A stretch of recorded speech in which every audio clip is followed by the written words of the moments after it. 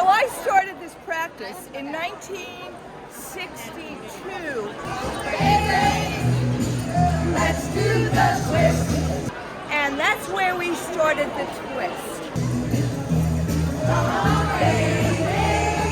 Let's do the twist. As retirees, we were in the house and we did the twist to what we remember as kids. They said you were going to do the twist. I thought about my early years. Can't quite move like that now. However, I still got the spirit.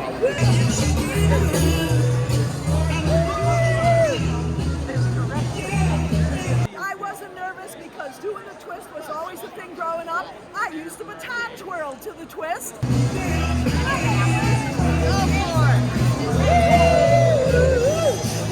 Two hip replacements later, I'm still twisting.